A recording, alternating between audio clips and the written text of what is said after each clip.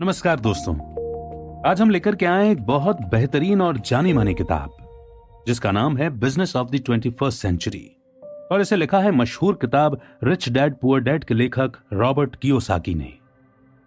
क्या आप उन लोगों में से हैं जो आर्थिक मंदी से जूझ रहे हैं? क्या आप भी खुद को मजबूर महसूस कर रहे हैं और ये नहीं जानते कि फाइनेंशियल तौर पर सिक्योर होने के लिए क्या करना चाहिए? क्या आप व्यावसायिक जगत में फैले भ्रष्टाचार पर क्रोधित हैं, वॉल स्ट्रीट और बड़े बैंक से नाराज हैं, या फिर आप खुद से नाराज हैं कि आपने समय रहते अपनी आर्थिक स्थिति की बागडोर क्यों नहीं थामी? अर्थव्यवस्था के बारे में शिकायतें करने से आपका आर्थिक भविष्य सुरक्षित नहीं होगा।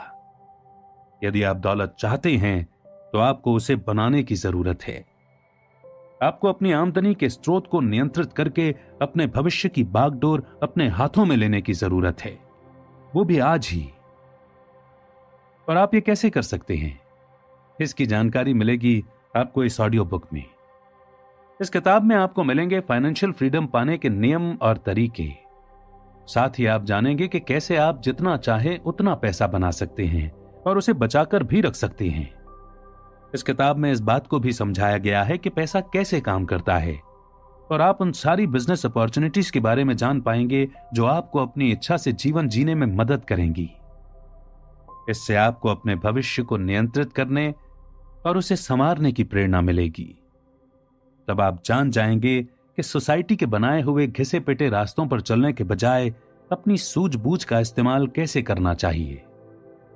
ये 21वीं सदी न सिर्फ अपना खुद का व्यवसाय शुरू करने का सही समय है, बल्कि शायद आज तक का सबसे बेहतरीन समय यही है।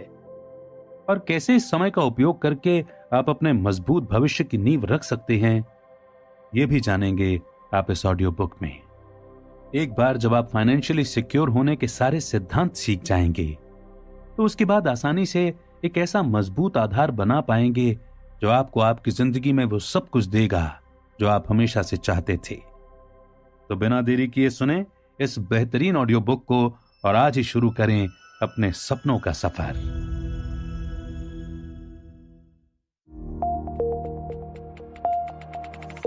अर्थव्यवस्था की हालत खस्ता है और आपकी नौकरी संकट में है, बशर्त आपकी नौकरी अब भी बची हुई हो।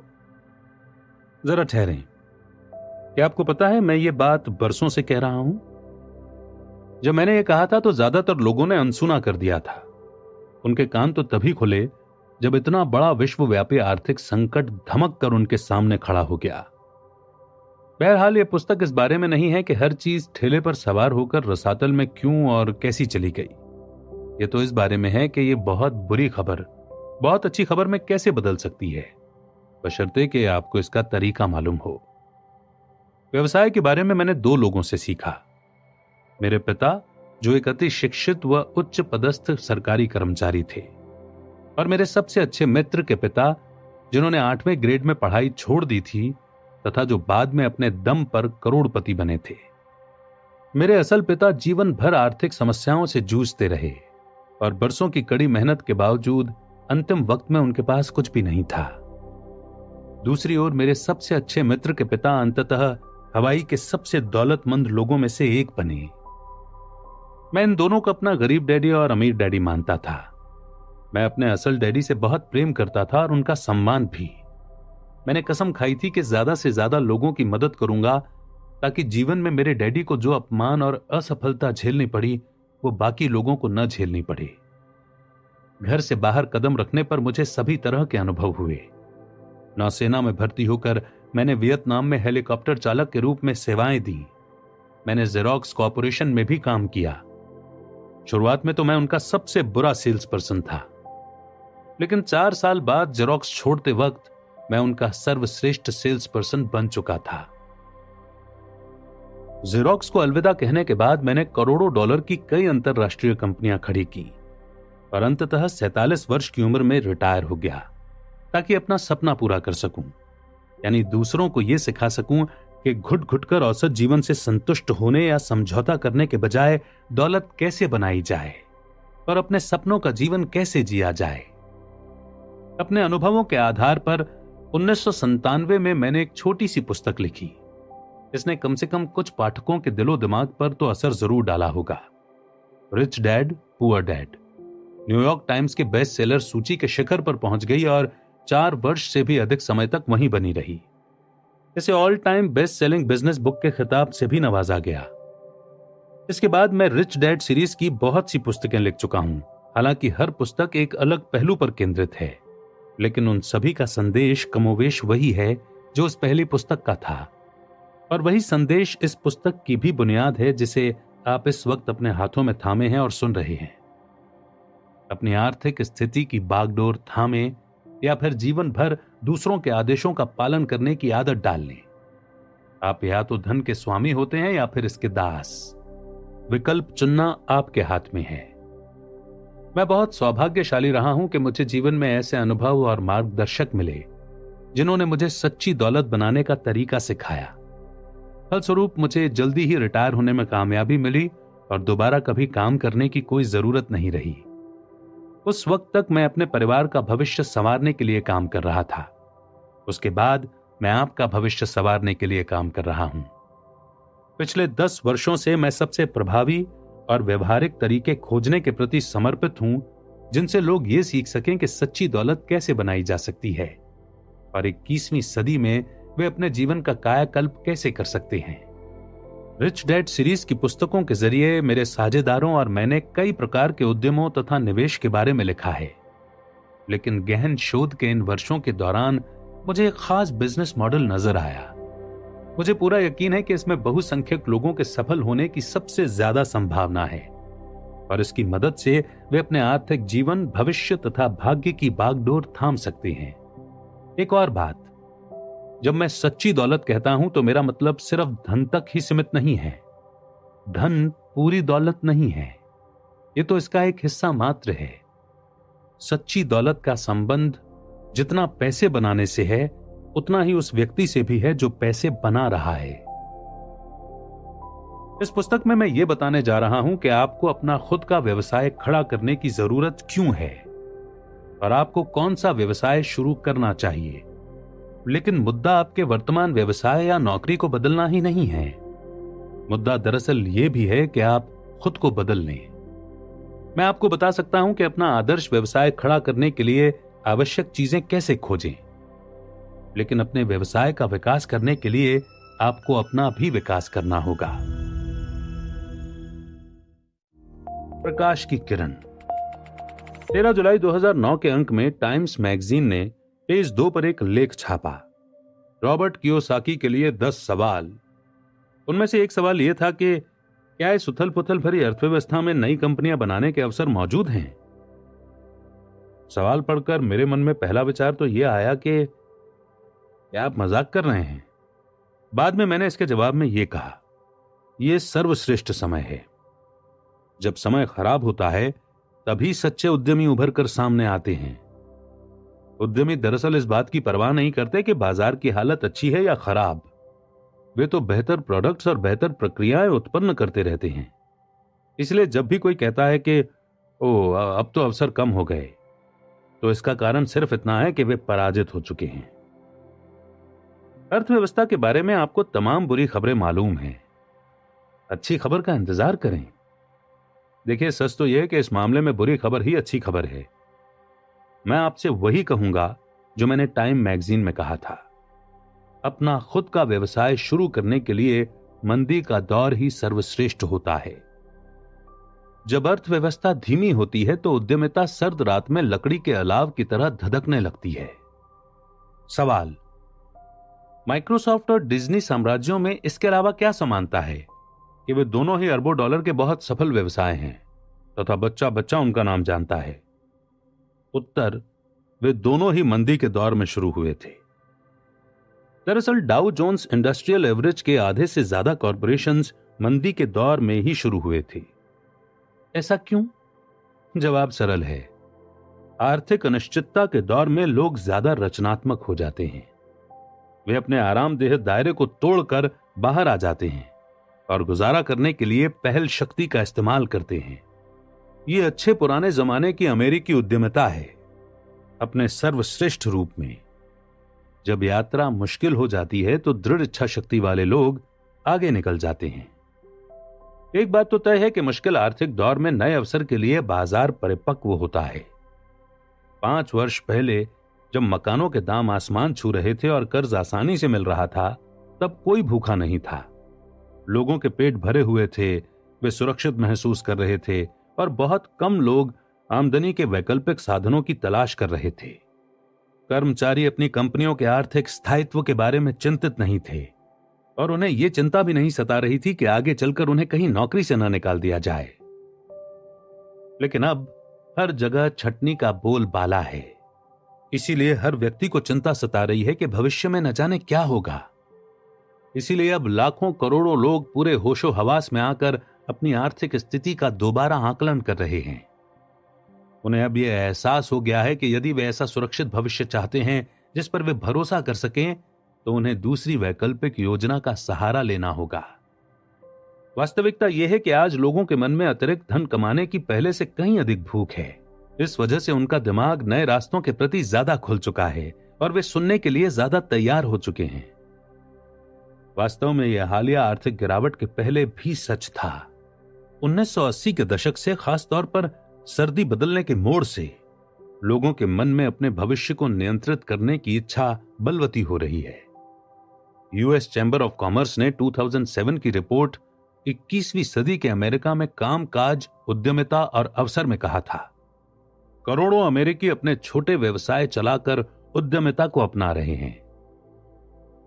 72% वयस्क अमेरिकी नौकरी करने के बजाय अपना खुद का व्यवसाय करना चाहते हैं और उनमें से 67% नियमित रूप से या लगातार अपनी नौकरी छोड़ने के बारे में सोचते हैं। देखिए, मैं कोई अर्थशास्त्री नहीं हूं, लेकिन मैं एक ऐसे व्यक्ति को जानता हूं जो अर्थशास्त्री है, पॉल जेन पिल्जर। पॉल बहुत ही होनहार और सफल व्यक्ति हैं।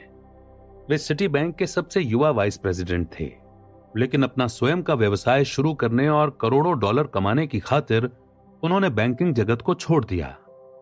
उन्होंने कई न्यूयॉर्क टाइम्स बेस्ट सेलर्स लिखी हैं। यही नहीं, बचत और कर्ज का संकट गहराने के पहले ही उन्होंने इसकी भविष्यवाणी कर दी थी। इसके अलावा उन्होंने 2 राष्ट्रपतियों के कार्यकाल में आर्थिक सलाहकार की भूमिका भी निभाई है। वे ऐसे शख्स हैं जिनकी बात सुनने लायक होती है। पॉल का कहना है कि करियर संबंधी सांस्कृतिक मूल्यों में आजकल 180 डिग्री का पूर्ण परिवर्तन होने लगा है और पारंपरिक कंपनी का कर्मचारी तंत्र अब उद्यमी मार्ग के सामने घुटने टेक रहा है।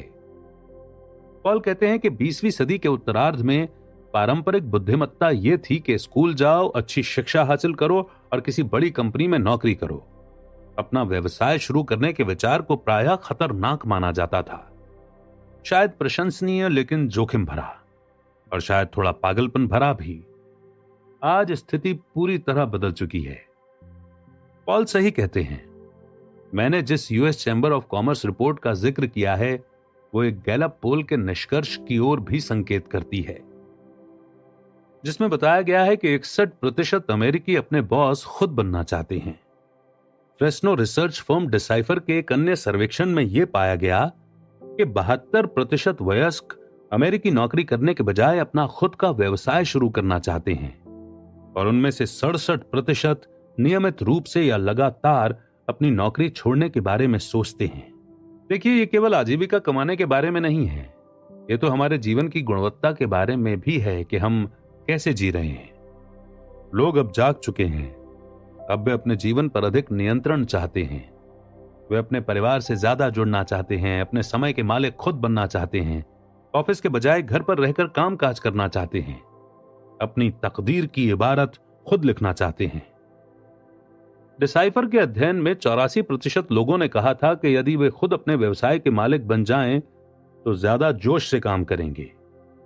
उन्होंने अपना काम खुद करने की इच्छा का सबसे बड़ा कारण क्या बताया? अपने कामकाजी जीवन के बारे में अधिक जोशीला बनना। दरअसल हो यह रहा है कि नौकरी की सुरक्षा का 20वीं सदी का मिथक हमारी आंखों के सामने धराशायी हो रहा है, जिसमें यह वादा किया जाता था कि किसी दूसरे के लिए नौकरी करना ही दीर्घकालीन, सुखद और संतुष्टिदायक जीवन का मार्ग है। रोजगार का मिथक। परिस्थितियां अधिकांश लोगों के दिमाग में कई मिथ्याएं डाल देती हैं, जिस वजह से हम रोजगार को सामान्य मानने लगते हैं, लेकिन ऐतिहासिक दृष्टि से यह सामान्य नहीं है। दरअसल कर्मचारी बनने की पूरी अवधारणा कुछ समय ही पुरानी है। कृषि युग में अधिकांश लोग उद्यमी थे। हाँ, वे राजा की जमीन पर काम करने वाले किसान जरूर थे, लेकिन राजा के कर्मचारी नहीं थे।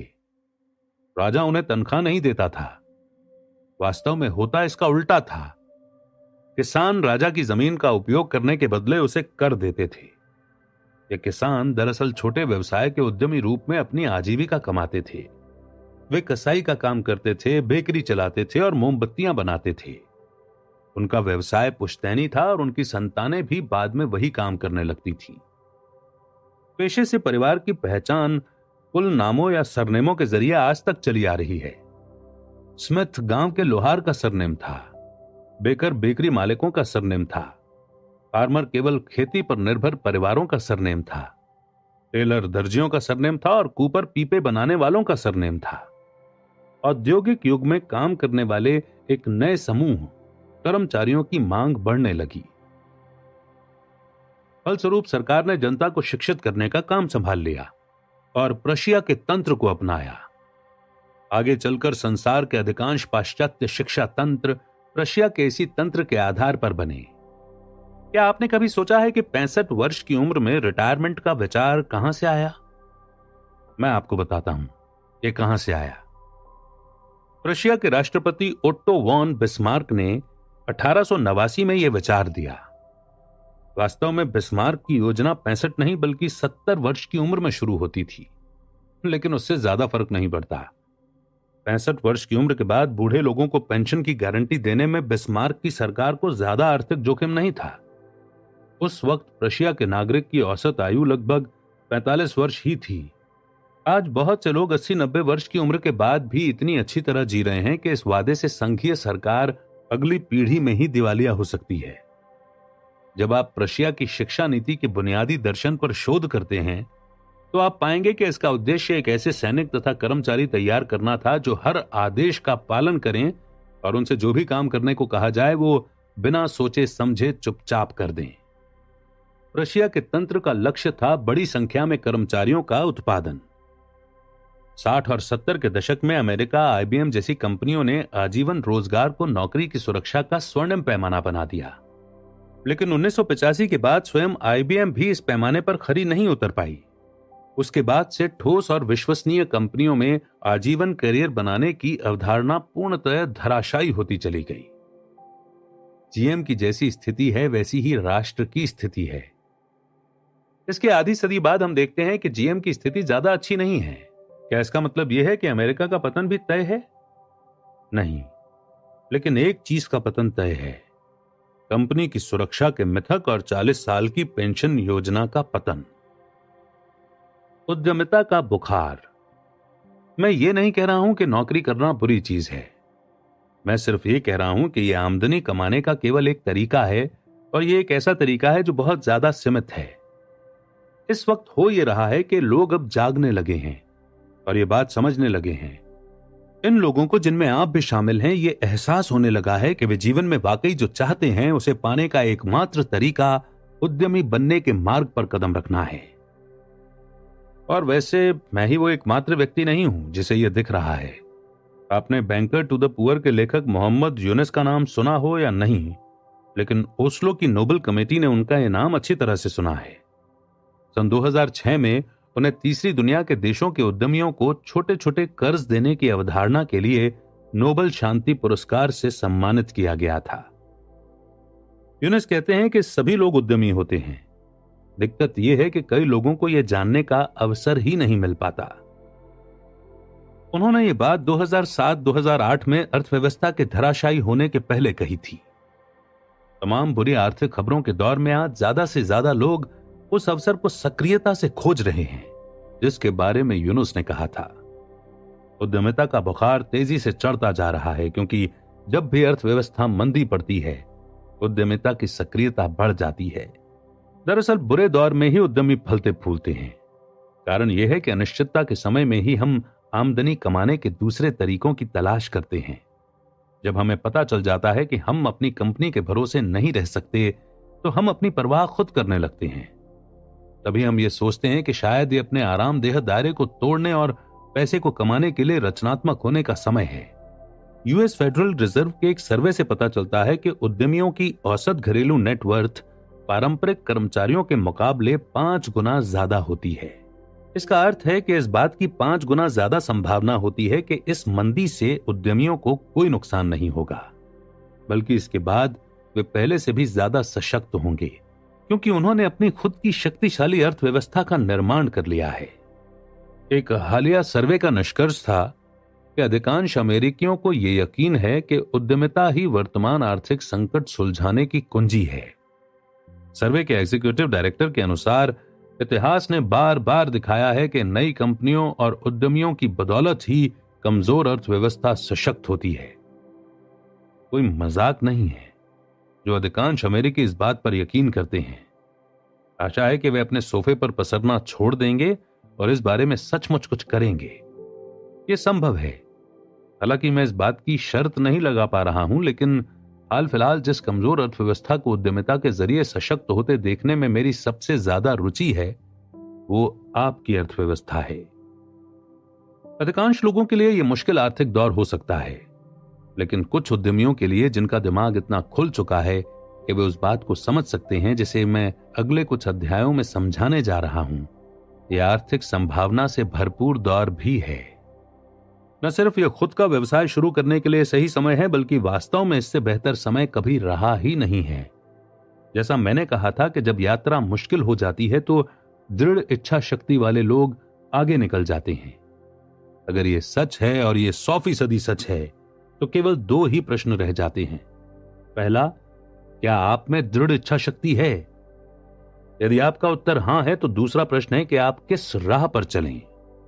मैं आपकी ओर से पहले प्रश्न का उत्तर तो नहीं दे सकता, लेकिन मुझे पूरी तरह से मालूम है कि दूसरे प्रश्न का उत्तर कैसे दिया जाए। यह पूरी पुस्तक इसी प्रश्न का उत्तर देने के बारे में है।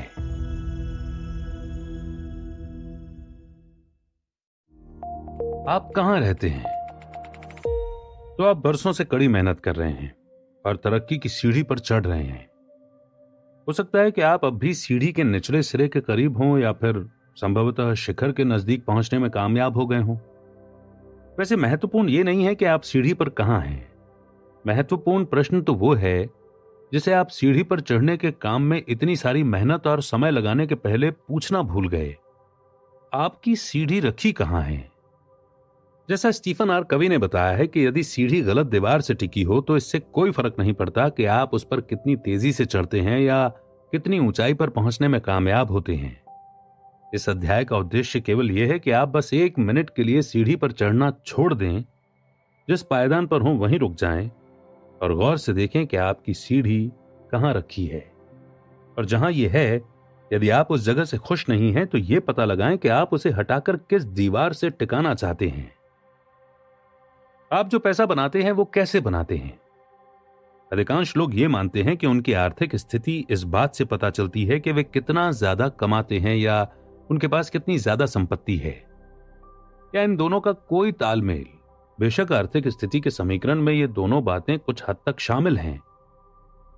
फोर्ब्स पत्रिका के अनुसार अमीर वो होता है जो हर साल $1 मिलियन से अधिक कमाता है, हर महीने लगभग $83,333 या प्रति सप्ताह लगभग $20,000, और गरीब वो होता है जो साल भर में $25,000 से कम कमाता है। लेकिन इस बात को अनदेखा न करें कि आपकी आमदनी की गुणवत्ता उसकी मात्रा से ज्यादा महत्वपूर्ण होती है। दूसरे शब्दों में सिर्फ यही महत्वपूर्ण नहीं है कि आप कितना ज्यादा कमाते हैं, बल्कि यह भी है कि आप उसे कैसे कमाते हैं। पैसा आता कहां से है? दरअसल कैश फ्लो के 4 अलग अलग स्रोत होते हैं। हर स्रोत दूसरे स्रोत से बहुत अलग होता है। प्रत्येक स्रोत एक बिल्कुल अलग जीवन शैली को परिभाषित और तय करता है। चाहे आप कितना ही पैसा कमाते हों, रिच डैड पुअर डैड प्रकाशित होने के बाद मैंने आमदनी के इन 4 भिन्न संसारों की व्याख्या करने के लिए एक पुस्तक लिखी थी। कई लोगों का मानना है कि कैश फ्लो क्वाड्रेंट नाम की यह पुस्तक मेरे द्वारा लिखी गई सबसे महत्वपूर्ण पुस्तक है। कारण यह है कि यह पुस्तक उन मुद्दों की तह तक जाती है जिन्हें समझना उन लोगों के लिए अनिवार्य है जो अपने जीवन में सच्चा परिवर्तन करने को तैयार हैं।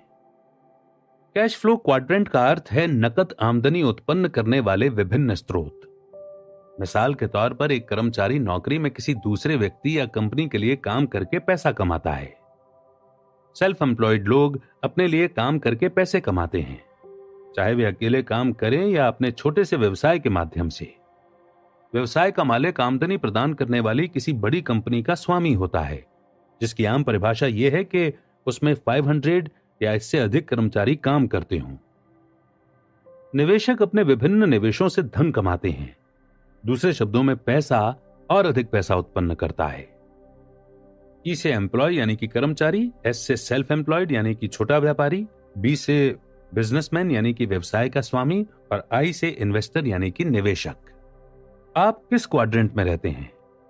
दूसरे शब्दों में अपने जीवन यापन के लिए अधिकतर आमदनी आपको किस क्वाड्रेंट से प्राप्त होती है? ई क्वाड्रेंट। हम में से अधिकांश लोग ई क्वाड्रेंट के भीतर ही सीखते हैं, जीते हैं, प्रेम करते हैं और इस दुनिया से विदा हो जाते हैं। हमारे शिक्षा तंत्र और संस्कृति में शैशव काल से मृत्यु तक हमें यही प्रशिक्षण मिलता है कि हम ई क्वाड्रेंट के भीतर कैसे जिएं।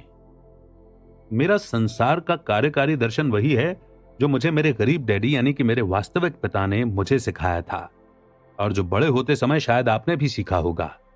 स्कूल जाओ, जमकर पढ़ाई करो, अच्छे ग्रेड लाओ और किसी बेहतरीन कंपनी में बढ़िया लाभ देने वाली कोई अच्छी सी नौकरी कर लो। S quadrant. कुछ लोग अधिक स्वतंत्रता के इच्छुक होते हैं और अपना जीवन अपने हिसाब से जीना चाहते हैं। इस इच्छा से प्रेरित होकर बहुत से लोग ई क्वाड्रेंट को छोड़कर एस क्वाड्रेंट में पलायन कर जाते हैं। यही वो जगह है जहां लोग अपने दम पर कुछ करने और अमेरिकी सपने को साकार करने का निर्णय लेते हैं। एस क्वाड्रेंट में आमदनी के ढेरों जरिए होते हैं। जीवन की शुरुआत कर रहे किशोर फ्रीलांस बेबीसिटर या लैंडस्केपर से लेकर ऊंची आमदनी वाले वकील, परामर्शदाता और सार्वजनिक वक्ता तक सभी लोग इस क्वाड्रेंट में आते हैं। लेकिन आप चाहें $8 प्रति घंटा कमा रहे हों या $80,000 प्रति वर्ष, एस क्वाड्रेंट आमतौर पर एक सुनहरा जाल होता है। नौकरी छोड़ते वक्त शायद आपने सोचा होगा कि आप अपने बॉस के चंगुल से छुटकारा पा रहे हैं, लेकिन वास्तव में हुआ यह कि आपने सिर्फ बॉस बदला है। सही मायनों में आप अब भी कर्मचारी ही हैं। एकमात्र अंतर यह है कि अब जब आप अपनी समस्याओं के लिए अपने बॉस को दोष देना चाहते हैं तो वो बॉस आप स्वयं होते हैं। एस क्वाड्रेंट में जीना मुश्किल होता है क्योंकि इसमें आपको कोई धन्यवाद नहीं देता। यहां हर कोई आपको छीलने की कोशिश करता है। सरकार आपको छीलती है, सप्ताह में एक दिन की कमाई आपको कर में देनी पड़ती है, आपके कर्मचारी आपको छीलते हैं, ग्राहक आपको चूना लगाने की कोशिश करते हैं और आपका परिवार आपकी आलोचना करता है क्योंकि आप काम से कभी छुट्टी ही नहीं लेते हैं। आप ले भी कैसे सकते हैं? अगर आपने छुट्टी ली तो आपका धंधा मारा जाएगा। आपके पास जरा भी खाली समय नहीं होता क्योंकि अगर आप खाली बैठे तो व्यवसाय में आमदनी नहीं होगी। सच्चे मायनों में एस का अर्थ होता है गुलामी। वास्तव में आप अपने व्यवसाय के मालिक नहीं हैं, आपका व्यवसाय आपका मालिक है। B quadrant. बी क्वाड्रेंट वो स्थान है जहां लोग बड़ी बड़ी कंपनियां खड़ी करते हैं। एस व्यवसाय और बी व्यवसाय में अंतर यह होता है कि अपने एस व्यवसाय के लिए आप काम करते हैं जबकि आपका बी व्यवसाय आपके लिए काम करता है। मेरे पास कई बी व्यवसाय हैं जिनमें निर्माण, रियल एस्टेट, खनन कंपनियां और कई व्यवसाय शामिल हैं। जो लोग बी क्वाड्रेंट में जीते और काम करते हैं उन पर मंदी का खास असर नहीं होता क्योंकि अपनी आमदनी के स्रोत पर उनका पूरा नियंत्रण होता है। आई क्वाड्रेंट। ये रॉकेट विज्ञान नहीं है। मेरे अमीर डैडी ने मोनोपोली खेल के जरिए मुझे आई क्वाड्रेंट में जीना सिखाया था और हम सभी जानते हैं कि यह कैसे काम करता है। चाहे हरे मकान, एक लाल होटल, 4 हरे मकान, एक लाल होटल। अब जरा मुझे यह स्पष्ट करने दें कि इन क्वाड्रेंट्स को समझना इतना महत्वपूर्ण क्यों है। आपने कितनी बार देखा है कि कोई व्यक्ति अपनी नौकरी के बारे में शिकायत करता है, फिर वो नौकरी बदल देता है, लेकिन कुछ साल बाद आपको दोबारा वही पुरानी शिकायतें सुनने को मिलती हैं। मैं काफी समय से कड़ी मेहनत कर रहा हूं, लेकिन मैं आगे ही नहीं बढ़ पा रहा हूं। जब भी मेरी तनख्वाह बढ़ती है, हर बार और खर्च बढ़ जाने के कारण यह बराबर हो जाती है। मैं ये चीज करना चाहूंगा, लेकिन जीवन के इस दौर में दोबारा कॉलेज जाकर कोई नया पेशा नहीं सीख सकता। ये नौकरी घटिया है, मेरा बॉस घटिया है, जीवन घटिया है। ये और इन जैसी दर्जनों अन्य बातें बताती हैं कि व्यक्ति फंसा हुआ है। वैसे दरअसल वो किसी खास नौकरी में नहीं, बल्कि एक खास क्वाड्रेंट के चंगुल में फंसा हुआ है। समस्या यह होती है कि ज्यादातर मौकों पर जब लोग अपने जीवन में सचमुच कोई परिवर्तन करते हैं तो वे बस अपनी नौकरी बदलते हैं, जबकि उन्हें क्वाड्रेंट बदलना चाहिए था। अधिकांश लोग या तो ई या फिर एस क्वाड्रेंट में ही रहते हैं। हम यहीं पर बड़े होते हैं और जीने का प्रशिक्षण प्राप्त करते हैं। हमें बताया जाता है कि अच्छे ग्रेड लाओ ताकि तुम्हें कोई अच्छी नौकरी मिल जाए, लेकिन आपके ग्रेड से बी क्वाड्रेंट में कोई फर्क नहीं पड़ता। आपका बैंकर आपका रिपोर्ट कार्ड नहीं देखना चाहता है, वो तो आपका फाइनेंशियल स्टेटमेंट देखना चाहता है। नौकरी के इन पुराने तंत्रों को तोड़ना और अपनी खुद की आमदनी के नए स्रोत उत्पन्न करना बहुत जरूरी है, क्योंकि इसके बाद ही आप आर्थिक तूफान से मुकाबला करने की सर्वश्रेष्ठ स्थिति में आते हैं। सिर्फ इसलिए क्योंकि अपनी सालाना आमदनी को तय करने के लिए आप किसी बॉस या अर्थव्यवस्था पर निर्भर नहीं होते। अब आप इसे खुद तय करते हैं। कम से कम 80% लोग इन्हीं दो क्वाड्रेंट में जीते हैं, खासतौर पर ई क्वाड्रेंट में। हमें सिखाया जाता है कि हमें सुरक्षा यहीं मिलेगी। दूसरी ओर बी और आई क्वाड्रेंट में स्वतंत्रता का वास होता है। यदि आप उस हिस्से में जीना चाहते हैं तो आप इसे संभव बना सकते हैं, लेकिन यदि आप ई और एस वाले हिस्से की तुलनात्मक सुरक्षा चाहते हैं तो मैं यहां जो बताने जा रहा हूं वो शायद आपके लिए नहीं है। ये एक ऐसा निर्णय है जिसे सिर्फ आप ही ले सकते हैं। आप किस क्वाड्रेंट में रहते हैं? आप किस क्वाड्रेंट में रहना चाहते हैं? आपके बुनियादी आर्थिक जीवन मूल्य। 4 क्वाड्रेंट्स महज 4 अलग अलग व्यवसायिक तंत्र ही नहीं है, ये तो 4 अलग अलग मानसिकताओं के सूचक हैं। आप अपनी बुनियादी आमदनी किस क्वाड्रेंट से कमाने का चुनाव करते हैं, उसका बाहरी परिस्थितियों, आपकी शिक्षा, प्रशिक्षण, अर्थव्यवस्था या आपके आसपास उपलब्ध अवसरों से बहुत कम संबंध है। इसका ज्यादा संबंध तो इस बात से है कि आप बुनियादी तौर पर कौन हैं, आपकी शक्तियां, कमजोरियां और मूलभूत रुचियां। इसका संबंध तो आपकी बुनियादी आर्थिक जीवन मूल्यों से है। यही बुनियादी भिन्नताएं हमें अलग अलग क्वाड्रेंट्स के प्रति आकर्षित या विकर्षित करती हैं। इसे समझना महत्वपूर्ण है, क्योंकि इसका मतलब यह है कि ई या एस क्वाड्रेंट को छोड़कर बी क्वाड्रेंट में पहुंचना उतना सरल नहीं है जितना कि पोस्ट ऑफिस जाकर अपना पता बदलने का फॉर्म भरना। आप न सिर्फ वो बदलते हैं जो आप करते हैं, बल्कि बहुत ही सच्चे मायने में आप खुद को भी बदलते हैं, या कम से कम अपने सोचने के तरीके को तो बदल ही लेते हैं। हो सकता है कि कुछ लोगों को कर्मचारी बने रहना अच्छा लगता हो, लेकिन बाकी लोग इससे नफरत करते हैं।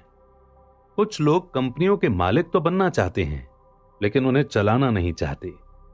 कुछ लोगों को निवेश से प्रेम होता है, जबकि दूसरों को इसमें पैसा गंवाने का जोखिम ही जोखिम नजर आता है। हम में से अधिकांश लोगों में ये सभी प्रवृत्तियां कम या अधिक मात्रा में मौजूद रहती हैं। इस बात पर गौर करना भी महत्वपूर्ण है कि आप इन चारों क्वाड्रेंट्स में ही अमीर या गरीब बन सकते हैं। हर क्वाड्रेंट में लोगों ने करोड़ों रुपए कमाए हैं, और ऐसे भी लोग हैं जो हर क्वाड्रेंट में दिवालिया हुए हैं।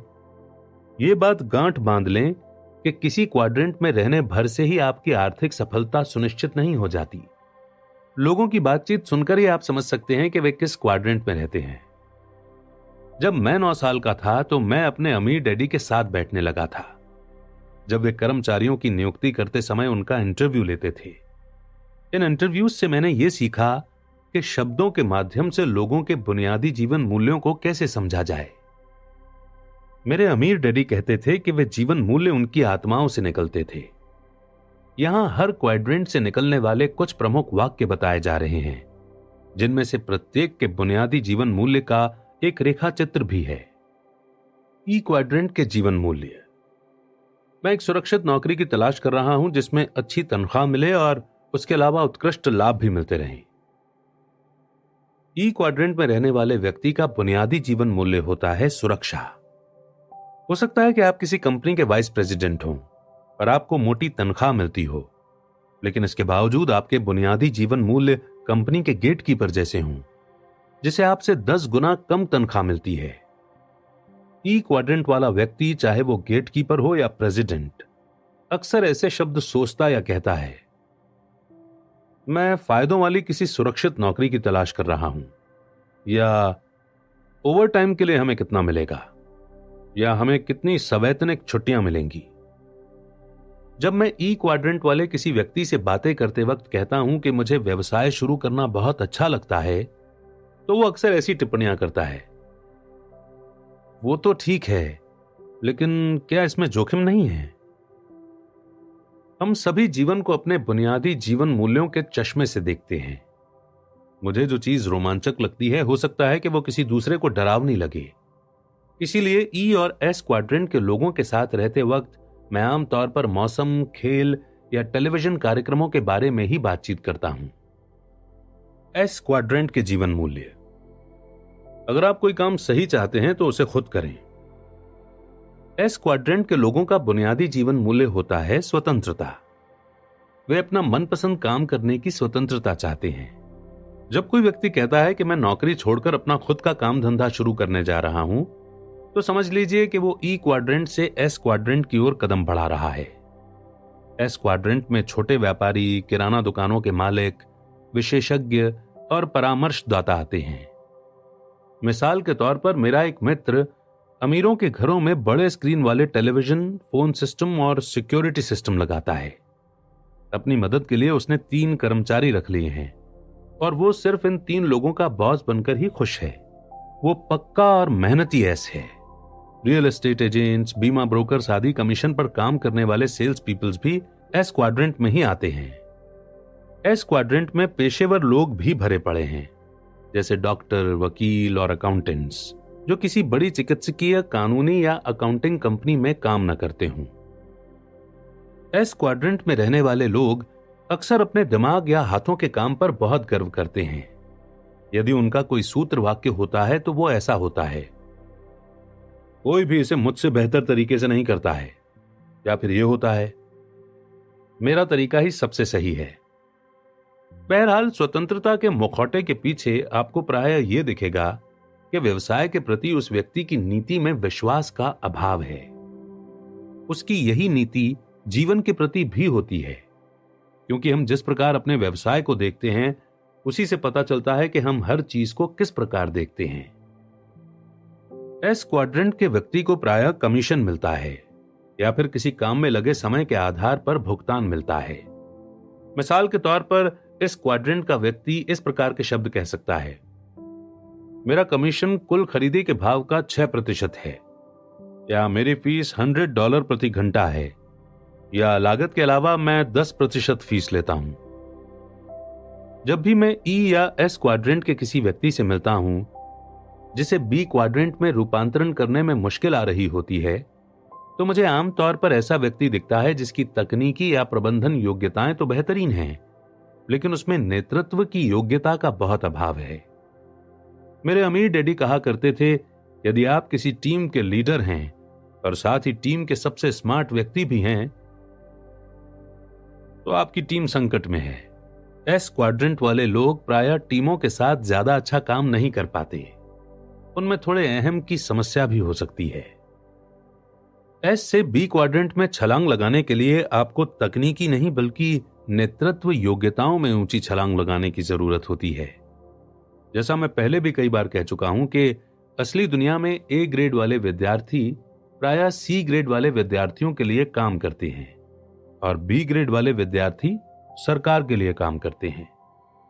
यदि आपने कभी खुद को यह कहते सुना हो कि अगर आप कोई काम सही चाहते हैं तो उसे खुद करें, या आप खुद ऐसा सोचते हो, तो शायद ये अच्छा समय है कि आप इस जीवन दर्शन का गौर से अवलोकन करें।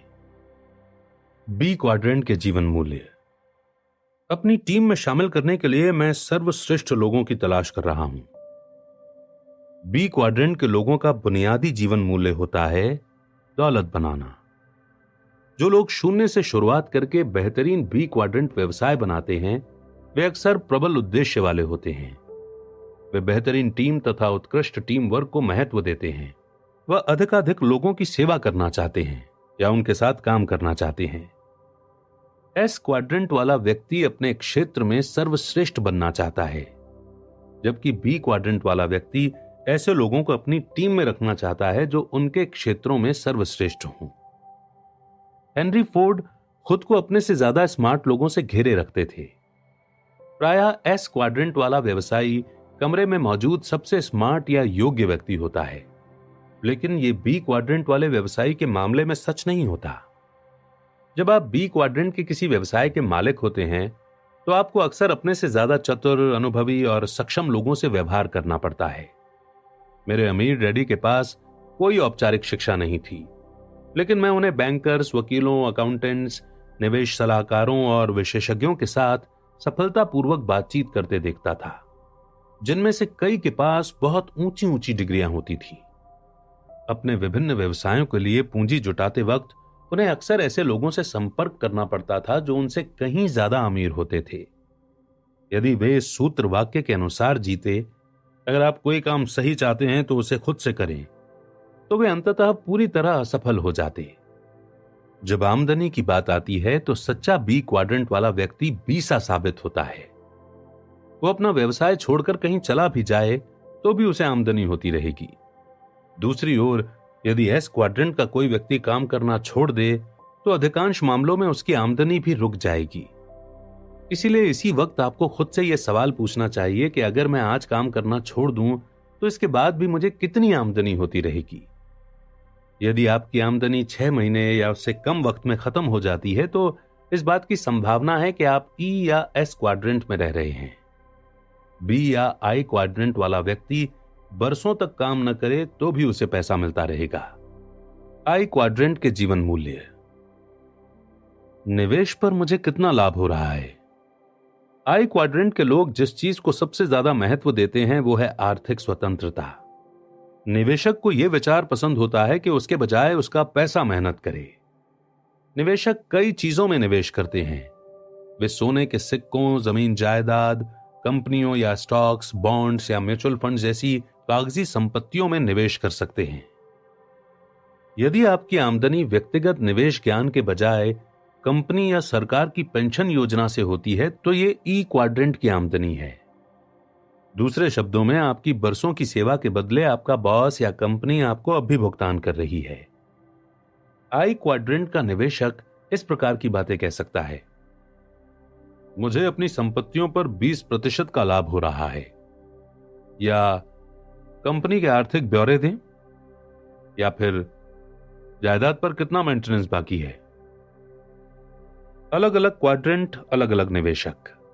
आज के संसार में हम सभी को निवेशक बनना चाहिए। बहरहाल हमारी शिक्षा नीति हमें निवेश के बारे में ज्यादा कुछ नहीं सिखाती। मैं जानता हूं कि कुछ स्कूलों में शेयर चुनना सिखाया जाता है, लेकिन यह निवेश नहीं है, यह तो जुआ है।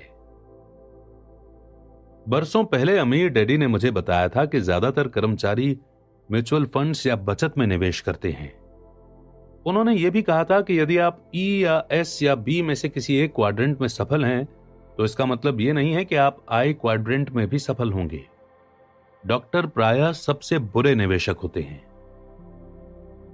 अमीर डैडी ने मुझे यह भी बताया कि अलग अलग क्वाड्रेंट वाले लोग अलग अलग तरीकों से निवेश करते हैं। मिसाल के तौर पर एस क्वाड्रेंट वाला व्यक्ति यह कह सकता है कि मैं रियल एस्टेट में निवेश नहीं करना चाहता क्योंकि मैं टॉयलेट ठीक करने का इच्छुक नहीं हूं।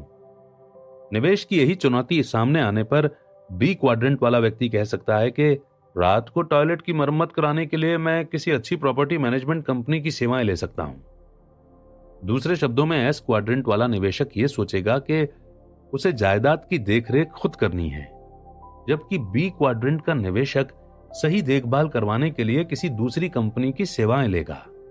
अलग अलग लोग, अलग अलग मानसिकताएं, अलग अलग क्वाड्रेंट्स, अलग अलग जीवन मूल्य। अब तक आपने शायद अंदाजा लगा लिया होगा कि मैं किस ओर जा रहा हूं। यह दरअसल एक बहुत आसान सी चीज से तय होता है। यदि आप अमीर बनना चाहते हैं तो आपको अपने रहने का स्थान बदलना होगा। इसके लिए आपको किसी नई नौकरी की जरूरत नहीं है। आपको तो एक नए पते की जरूरत है। यदि आप अपने जीवन और तकदीर पर नियंत्रण पाना चाहते हैं, यदि आप वास्तविक स्वतंत्रता यानी अपने मन चाहे निशाने लगाने, अपने परिवार के साथ और अकेले समय बिताने, अपने मनपसंद काम करने की स्वतंत्रता चाहते हैं, अगर आप वैसा जीवन, जोश भरा, रोमांचपूर्ण और संतुष्टि भरा जीवन जीना चाहते हैं जिसके लिए आपको इस पृथ्वी पर भेजा गया है, यानी संक्षेप में अगर आप अमीर बनना चाहते हैं और अमीरों जैसा जीवन जीना चाहते हैं, तो अब समय आ गया है कि आप अपना बोरिया बिस्तर बांधकर किसी दूसरी जगह पर चले जाएं। अब समय आ गया है कि आप ई और एस क्वाड्रेंट से निकलकर बी और आई क्वाड्रेंट्स की ओर पहुंच जाएं।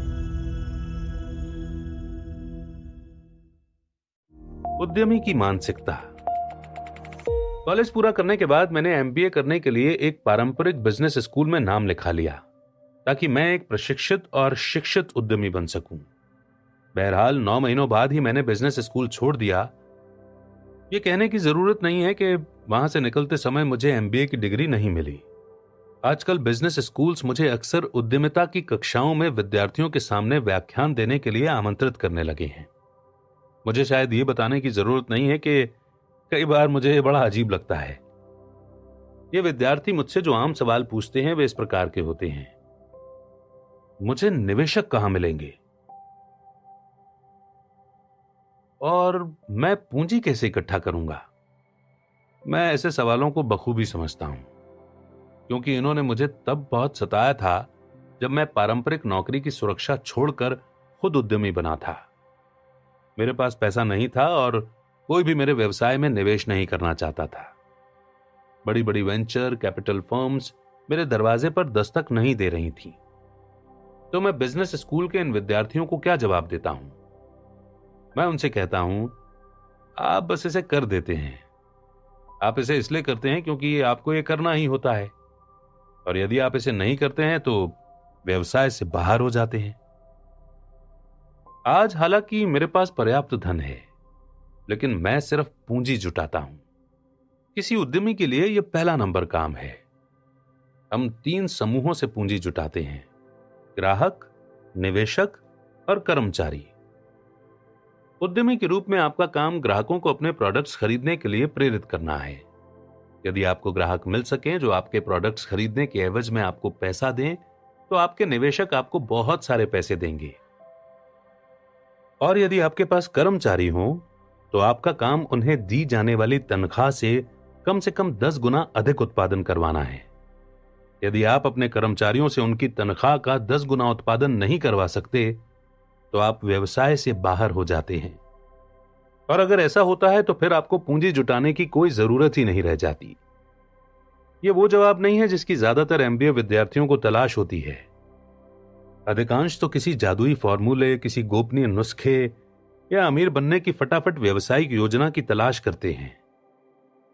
मेरे इस जवाब की उम्मीद तो शायद उनके शिक्षकों को भी नहीं होती, क्योंकि जब मैं ये बात बोलता हूं तो वे कसमसा रहे होते हैं। क्यों?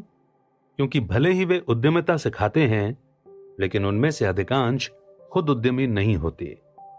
उनके पास तो स्थायी तनख्वाह वाली नौकरी होती है और वे लंबे समय तक वहीं काम करने की उम्मीद करते हैं। मेरा मूल मुद्दा यह नहीं है कि हर व्यवसाय में आपको पूंजी जुटानी पड़ती है। वास्तव में जिस बिजनेस मॉडल के बारे में मैं आपको इस पुस्तक में बताने वाला हूं, उसमें अपना व्यवसाय शुरू करने के लिए पूंजी जुटाने की कोई जरूरत नहीं होती, क्योंकि यह काम तो आपके लिए कोई दूसरा पहले ही कर चुका है। लेकिन आपको अपना खुद का व्यवसाय खड़ा करना पड़ता है। मेरा मूल मुद्दा यह है कि उद्यमी की इस परिभाषा पर गौर करें।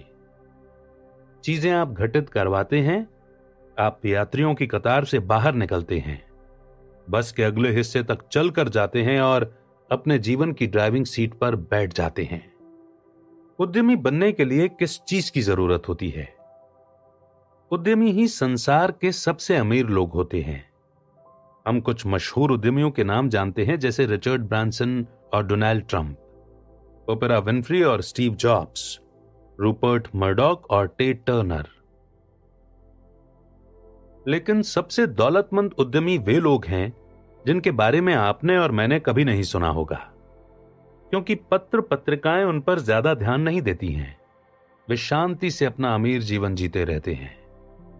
मैंने अक्सर लोगों को बहस करते सुना है कि उद्यमी पैदा होते हैं या उन्हें बनाया जा सकता है। कुछ लोग सोचते हैं कि खास लोग ही उद्यमी बन सकते हैं, इसके लिए किसी जादुई चीज की जरूरत होती है। मेरे ख्याल से उद्यमी बनना इतना बड़ा मामला नहीं है, आप बस इसे कर देते हैं। आइए मैं आपको एक उदाहरण देता हूं। मेरे इलाके में एक किशोरी है जिसका बेबी सिटिंग का व्यवसाय फल फूल रहा है। उसने जूनियर हाई स्कूल की अपनी सहपाठियों को इस काम के लिए नियुक्त कर रखा है। वो एक उद्यमी है।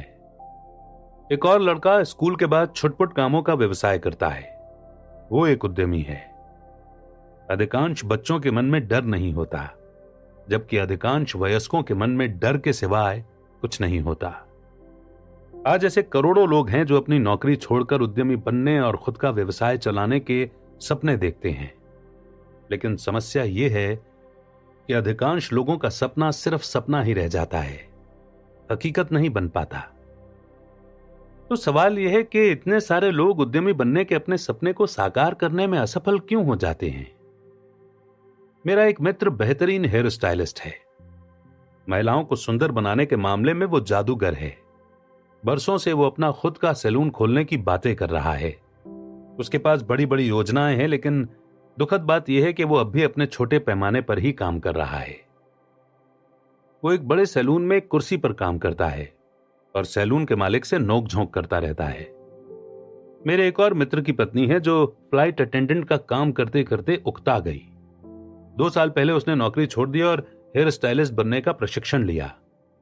1 महीने पहले उसने अपने सैलून का भव्य उद्घाटन किया।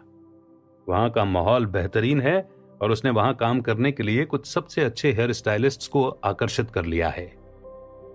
जब मेरे पहले मित्र ने उस महिला के सैलून के बारे में सुना तो वो बोला, वो सैलून कैसे खोल सकती है? उसके पास तो कोई योग्यता ही नहीं है, उसके पास इतनी प्रतिभा ही नहीं है। उसने न्यूयॉर्क में प्रशिक्षण नहीं लिया जहां मैंने लिया था, और इसके अलावा उसके पास नाम मात्र का भी अनुभव नहीं है। देखना, वो 1 साल में ही असफल हो जाएगी। हो सकता है कि वो महिला असफल हो जाए। आंकड़े बताते हैं कि 90% व्यवसाय पहले 5 सालों में नाकाम हो जाते हैं। दूसरी ओर यह भी हो सकता है कि वो असफल ना हो। मुद्दे की बात यह है कि वो अपना मनचाहा काम कर रही है। उसने ये समझ लिया है कि साहस में हमारे जीवन को आकार देने की प्रबल शक्ति होती है। अपनी प्रतिभा को खोजने, विकसित करने और संसार को देने के लिए साहस की जरूरत होती है। अमेरिका के जो लोग $3 मिलियन से ज्यादा की लॉटरी जीतते हैं, उनमें से 80% 3 साल के भीतर ही दिवालिया हो जाते हैं। क्यों? क्योंकि सिर्फ पैसे से ही आप अमीर नहीं बनते हैं। ये लोग अपने चेकिंग अकाउंट्स के आंकड़े जोड़ सकते हैं, लेकिन वे सिर्फ आंकड़ों से तब तक अमीर नहीं बन सकते जब तक कि वे अपने सोचने के तरीके को न बदल लें। आपका मस्तिष्क असीमित है। ये तो आपकी शंकाएं हैं जो आपको सीमित कर रही हैं। एटलस श्रग्ड की लेखिका आयन रैंड ने कहा था, दौलत किसी मनुष्य के सोचने की क्षमता का परिणाम है। इसलिए यदि आप अपना जीवन बदलने को तैयार हों, तो मैं आपका परिचय एक ऐसे माहौल से करवाने जा रहा हूं जो आपके मस्तिष्क को सोचने और आपको ज्यादा अमीर बनने का अवसर प्रदान करेगा। बड़े होकर आप क्या बनना चाहते हैं? जब मैं बच्चा था तो मेरे वास्तविक डैडी अक्सर मुझे स्कूल जाने और अच्छे ग्रेड लाने की सलाह देते थे ताकि मुझे नौकरी मिल सके। वे मेरी प्रोग्रामिंग ई क्वाड्रेंट के लिए कर रहे थे। दूसरी ओर मेरी मां मुझे डॉक्टर या वकील बनने के लिए प्रेरित करती थी। वे कहती थी कि इस तरह तुम्हारे पास हमेशा एक पेशा रहेगा और तुम्हें कोई समस्या नहीं आएगी। वे मेरी प्रोग्रामिंग एस क्वाड्रेंट के लिए कर रही थी। अमीर डैडी ने मुझे बताया कि अगर आगे चलकर मैं अमीर बनना चाहता हूं तो मुझे व्यवसायी और निवेशक बनना चाहिए।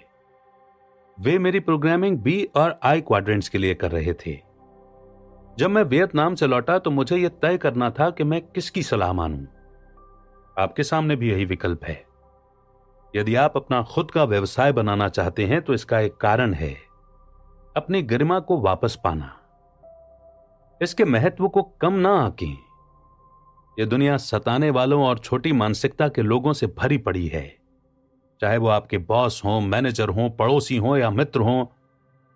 आप ये नहीं चाहते हैं कि वे आपको अपने इशारों पर नचाएं। आप अपने जीवन की बागडोर अपने हाथों में लेना चाहते हैं। आप इतने साहसी बनना चाहते हैं कि आपको दूसरे लोगों के इशारों पर नाचने या काम करने की जरूरत ही ना रहे। आप अपने लिए सोचने और कार्य करने की स्वतंत्रता पाना चाहते हैं। रेसिंग वाला मस्तिष्क। अब आइए वही सवाल दोबारा पूछते हैं, आप कहां रहते हैं? अब आप समझ गए होंगे कि कैश फ्लो क्वाड्रेंट को छोड़कर दूसरे कैश फ्लो क्वाड्रेंट में पहुंचने का क्या अर्थ होता है। ये एक भिन्न तंत्र ही नहीं है, ये तो जीवन के प्रति एक भिन्न नीति है। हां, ये व्यवसाय के बारे में है, लेकिन दरअसल ये व्यवसाय के बारे में नहीं है। ये तो केवल बाहरी रूप है। घोड़े पालने वाले किसी व्यक्ति को रेसिंग कार के स्टीयरिंग व्हील पर बैठा भर देने से वो रेसिंग कार ड्राइवर नहीं बन जाता। इसके लिए उसे रेसिंग कार ड्राइवर की योग्यताओं, प्रशिक्षण और सबसे महत्वपूर्ण बात, मानसिकता की जरूरत होती है। यही आपके आर्थिक जीवन के बारे में भी सच है। आपको उद्यमी की मानसिकता अपनाने की जरूरत है। सार रूप में वो मानसिकता ये है, उद्यमी स्वयं तय करता है, आप चीजों को घटित करवाते हैं, जिसका मतलब यह है कि अपने अलावा आप किसी व्यक्ति या किसी चीज को दोष नहीं देते हैं। ऐसी बात नहीं है कि आपको शून्य से ही सारा काम करना होगा, जैसा मैंने अपने व्यवसायों में किया था। नहीं, 21वीं सदी के व्यवसाय की एक सुंदरता यह है कि उस व्यवसाय का सारा जमीनी काम दूसरे लोग आपकी खातिर पहले ही कर चुके हैं और आपकी मदद के लिए अनुभवी लीडर्स रहते हैं जो आपको मार्गदर्शन देने और सफल बनाने के लिए समर्पित होते हैं। लेकिन यह समझने में कोई गलती ना करें, यदि आप इसमें कामयाब होना चाहते हैं तो इसकी जिम्मेदारी आप पर है। यह आप ही होंगे जो खुद को कामयाब बनाएंगे और इसके लिए आपको उद्यमी की मानसिकता रखनी होगी। अगर आप में उद्यमी की मानसिकता नहीं है तो व्यवसाय कितना भी अच्छा हो या आपके शिक्षक कितने ही महान हो, उस व्यवसाय में आपको काफी मुश्किलों का सामना करना पड़ेगा। इस पुस्तक के खंड 2 में हम जिस बिजनेस मॉडल को देखेंगे वो एक रेसिंग कार है, लेकिन उसके स्टीयरिंग व्हील के पीछे आप बैठे हैं। सबसे पहली और महत्वपूर्ण बात यह आपके बारे में है कि आप स्टीयरिंग व्हील को संभालने के लिए तैयार हैं। क्या आपके पास वो सब है जिसकी जरूरत है?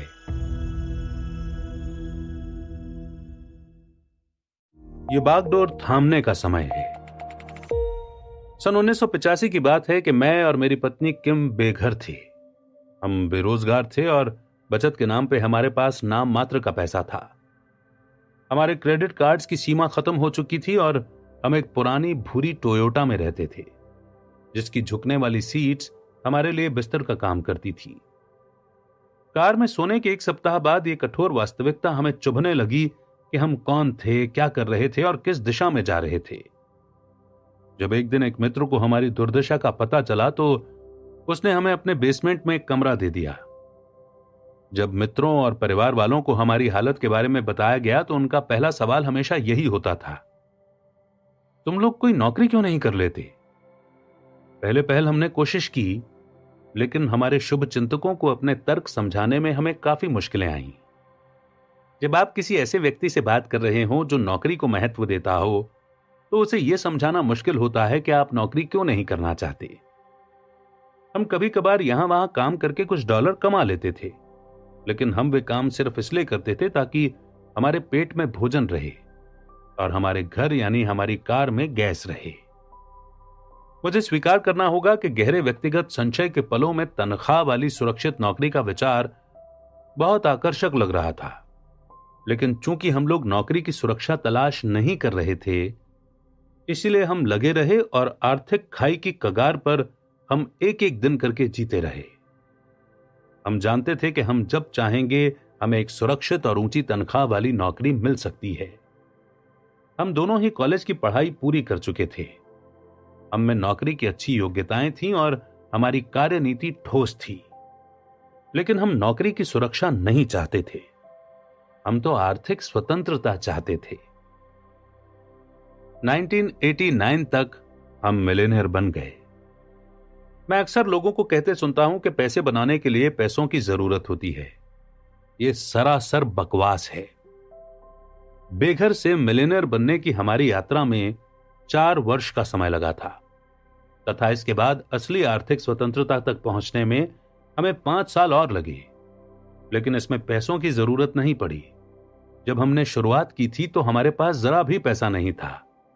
वास्तव में हम कर्ज में थे और रास्ते में किसी ने भी हमें कुछ नहीं दिया।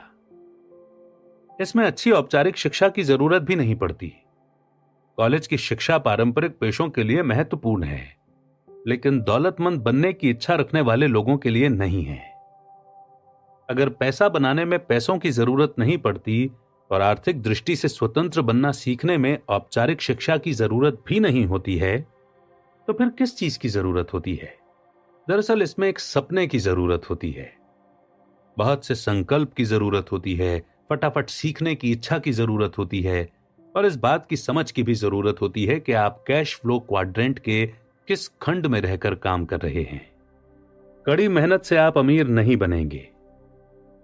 हमारी संस्कृति में एक अजीब सा विचार है जो कहता है कि यदि आप सचमुच कड़ी मेहनत करेंगे तो सब कुछ ठीक रहेगा।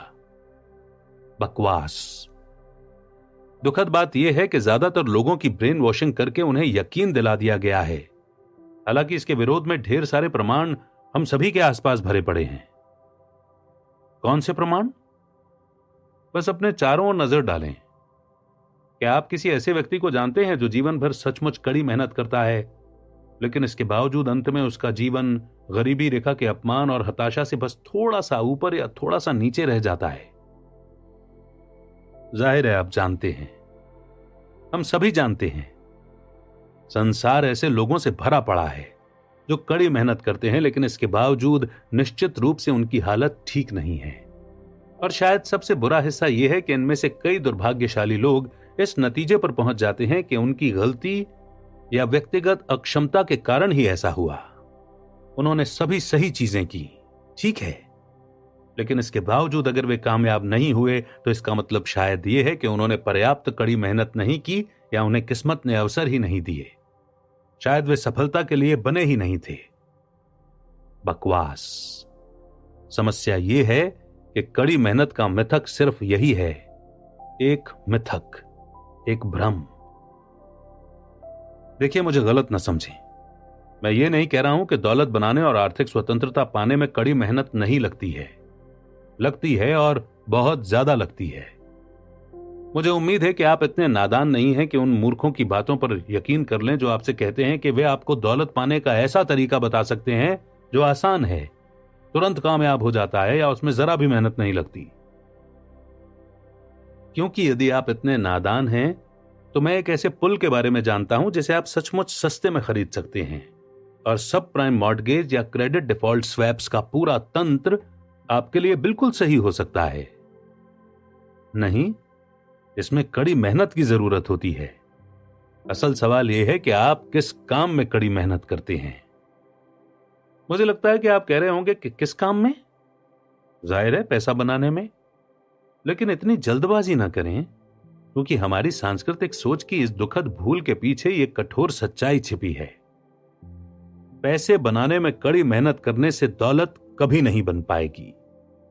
जो लोग आमदनी के लिए काम करते हैं वे बहुत मेहनत करते हैं, लेकिन उन पर ज्यादा कर लगता चला जाता है।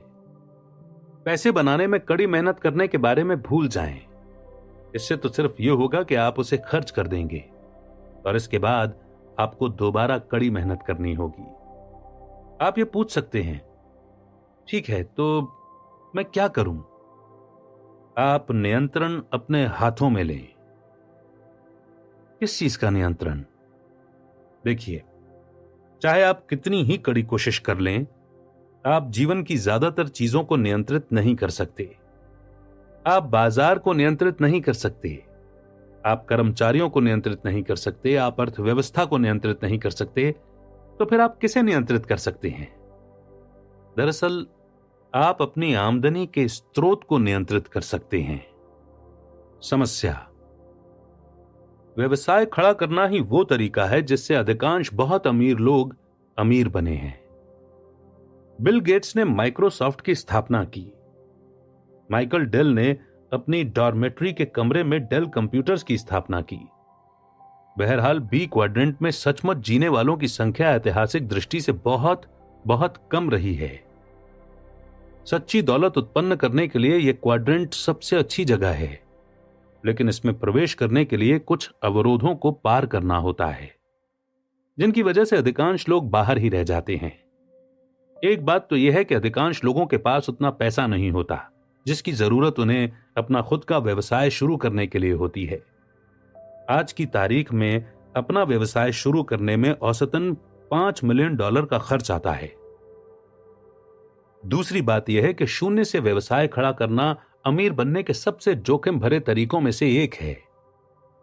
लगभग 90% व्यवसाय पहले 5 वर्षों में ही असफल हो जाते हैं।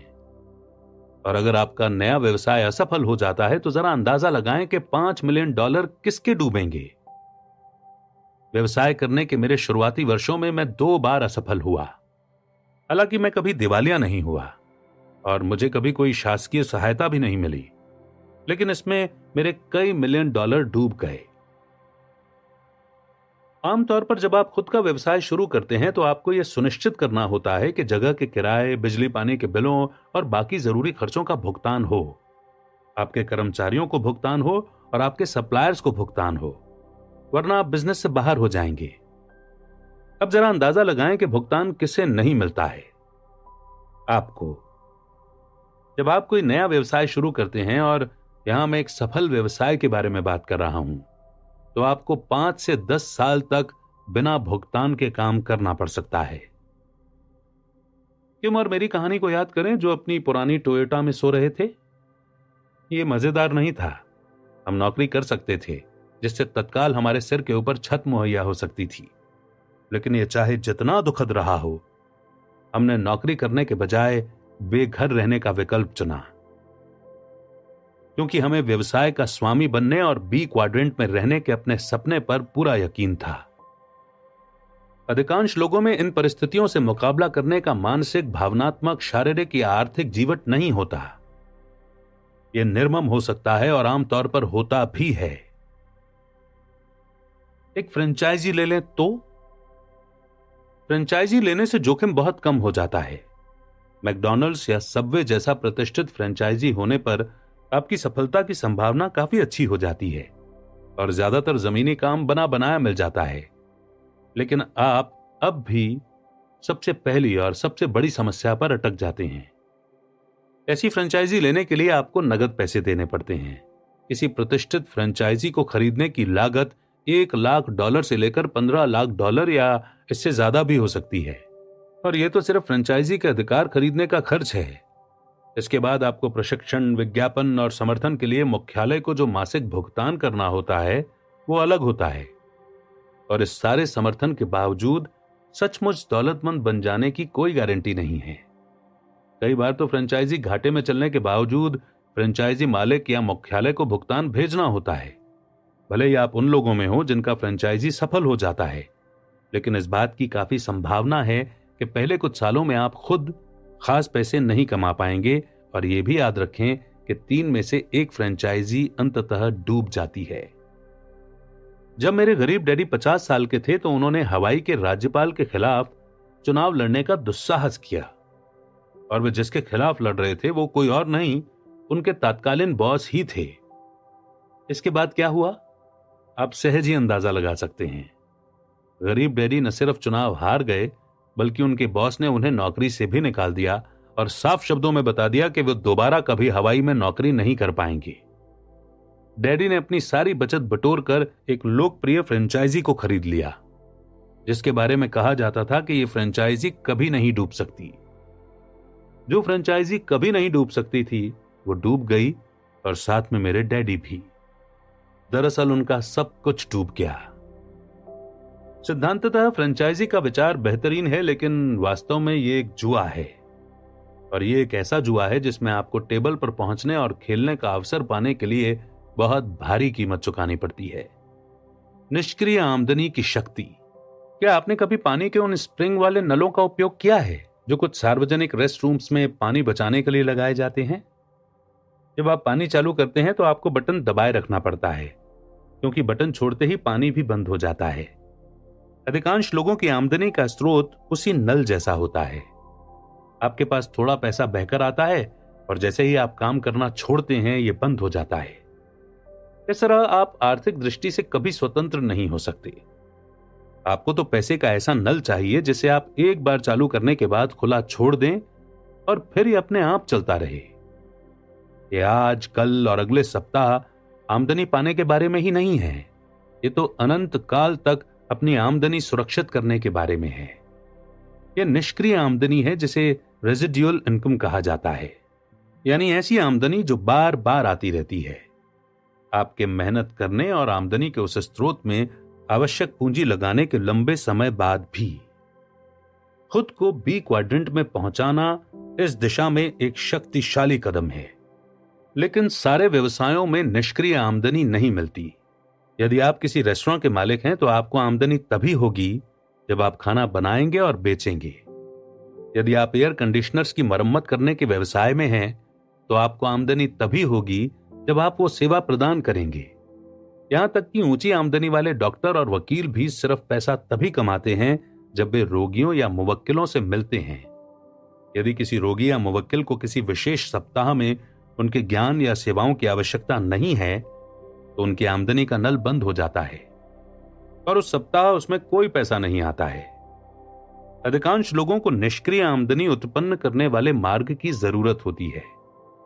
इसी उद्देश्य से डोनाल्ड ट्रंप और मैंने मिलकर कई प्रकार के व्यवसायिक तंत्रों का मूल्यांकन किया जिनसे निष्क्रिय आमदनी उत्पन्न हो सकती है। हमने अपने परिणाम we want you to be rich पुस्तक में प्रकाशित किए। और वैसे ये सिर्फ हमारी पुस्तक का शीर्षक ही नहीं है, हम आपको सचमुच अमीर बनाना चाहते हैं। दौलत समेत धन का खेल नहीं है। ऐसा भी नहीं है कि अगर आप अमीर बन गए तो आप मुझसे या डोनाल्ड से या किसी और से कुछ ले लेंगे। दरअसल हम जिस संसार में रह रहे हैं वो अद्भुत और प्रचुर है। यहां पर्याप्त से ज्यादा मात्रा में ऊर्जा, सामग्री, चतुराई, रचनात्मकता और महत्वाकांक्षा मौजूद है जिससे इस संसार में रहने वाला हर व्यक्ति दौलतमंद बन सकता है। तो हमने क्या पाया? हमने ये पाया कि एक बिजनेस मॉडल बाकी से अलग हटकर दिखता है। यह विशेष बिजनेस मॉडल निष्क्रिय आमदनी प्रदान करता है। साथ ही इसे शुरू करने की लागत तुलनात्मक रूप से बहुत कम होती है। इसमें दीगर खर्च भी बहुत कम होते हैं और इसे अपनी सुविधा के हिसाब से पार्ट टाइम भी किया जा सकता है, जब तक कि इससे उद्यमी को पर्याप्त कैश फ्लो न मिलने लगे और वो अपनी वर्तमान पूर्णकालिक नौकरी को छोड़ने की स्थिति में न आ जाए। इस बिजनेस मॉडल का नाम है नेटवर्क मार्केटिंग। बाकी की पुस्तक इसी के बारे में है। एक व्यवसाय, दौलत बनाने वाली 8 संपत्तियां।